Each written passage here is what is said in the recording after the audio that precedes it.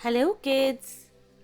Have you ever seen a bird's nest with mama birdie and baby chicks?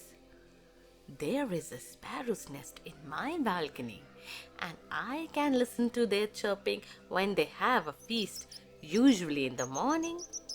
I enjoy seeing their bonding, which reminds me of a story of a king parrot.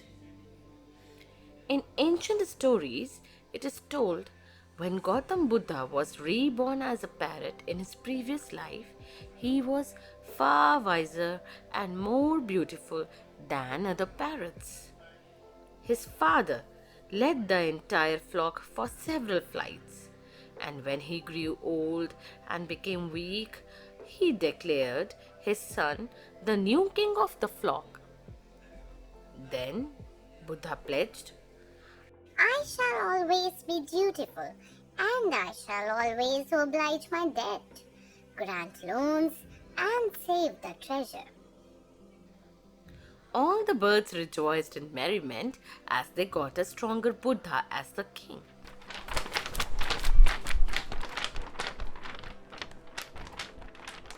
Though no one understood what was Buddha's oath. Then onwards, old parents stayed and rested on the home tree. Buddha led the flock far across to the paddy fields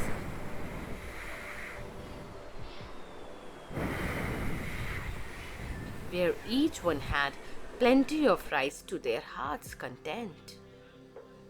The fields belonged to a Brahmin. In harvest time, he assigned a watchman to drive off the birds away. The keeper alone could not handle the huge flock. He noticed all the parrots have their fill and then fly away. But a magnificent parrot, who surely must be the leader of the flock, eats the full stomach and also carries grains full of his beak. The watchman feared that parrots would eat up all the grains, so he went to his master, the Brahmin. He stressed on the situation and asked Brahmin what he should do. He also told how the king parrot was different and what was he doing. Brahmin listened and felt something special for the king parrot and thought there seemed to be some reason for this behavior. He told the watchman to stop the flock. He must catch the king parrot first. As instructed, the keeper laid a trap on the same location where Buddha used to fly down and feed.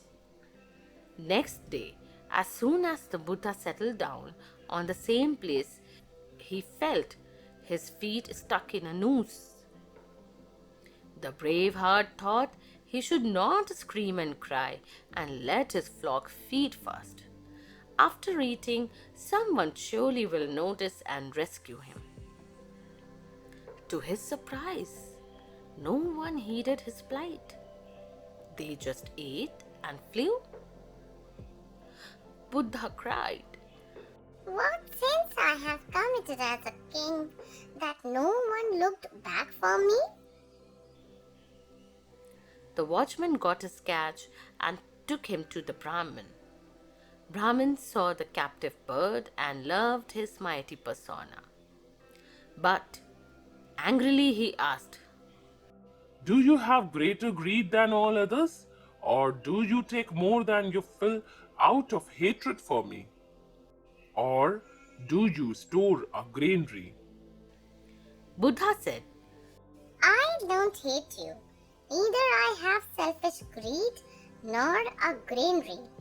Each day I have the duty to pay back my debts, to grant a loan and save the treasure. Brahmin bewildered and asked, I don't understand your words. Clearly tell what do you mean. The parrot said, I have my parents who fed and raised me into the leader of the flock. Now in old age, they rest and I carry their food as well as the duties. This way, I pay back my debt. I have children also in the nest. I feed them so they can grow and take over my responsibilities as I did. That's the loan I lend them. I have weaker folks or the ones who are hurt and can't fly in search of food. I give some food to them also. That is little charity and my treasure of doing some good deeds. The Brahmin was overwhelmed by Buddha's virtue. He compassionately said, Oh, the righteous king, take a spread of land within my boundaries. I will let you and your folks feed how much ever you want. Buddha returned to his home with his head high.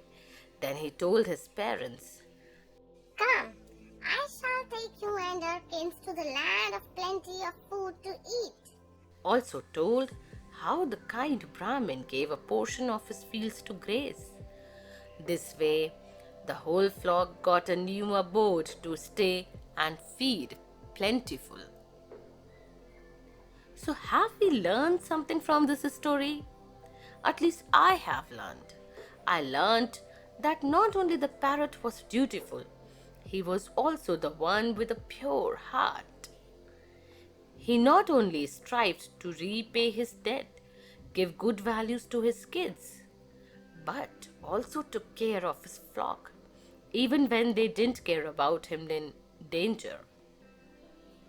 He inherited the kingdom, but his values made him the true king. We all should imbibe such qualities in us and try to become better than what we are today and every day. So, if you like the story, click the like and subscribe button. If you haven't, then also subscribe our channel. I hope you will like the next one.